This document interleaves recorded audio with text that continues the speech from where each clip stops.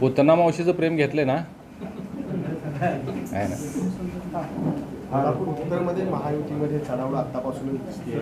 शिवसेना दावा करते तिकडं भाजपचे महेश जाधव सुद्धा कोल्हापूर उत्तरमधून लागणार.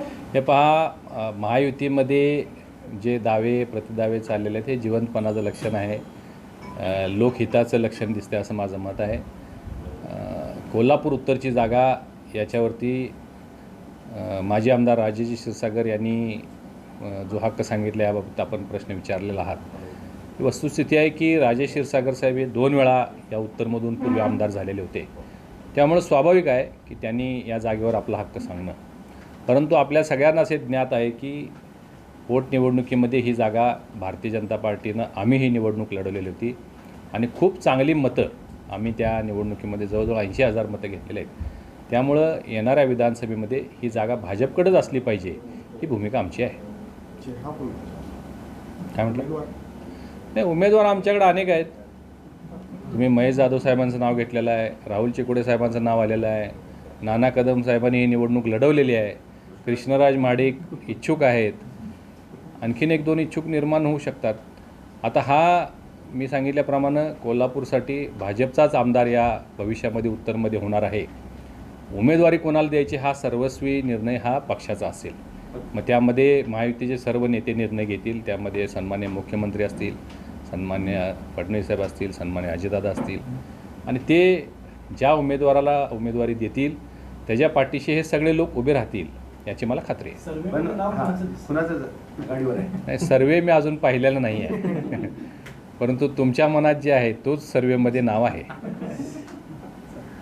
महाविकास आघाडीचे नेते भास्कर जाधवांनी जिल्ह्यातील 5 जागा विधानसभेच्या, ते काय 5 काय 10 जागा जिंकणार म्हणू शकतात. कसं असतंय, जिथं बेस नाही, तळ नाही, मला सांगा, तुम्ही नाव घेऊन सांगा, त्यांनी सांगायला पाहिजे कोणत्या 5 जागा. उमेदवार तर आहेत का त्यांच्याकडं, आणि मग जिंकणार हे तर म्हणजे लांबची गोष्ट आहे. ठीक आहे, ते त्या पक्षाचे नेते आहेत, त्यांची ती भूमिका आहे. परंतु कार्यकर्त्यांना थोडंसं चार्ज करण्यासाठी ते काय बोलले असतील, आपण त्यांच्याबाबत फार काय बोलू नये असं मला वाटतं.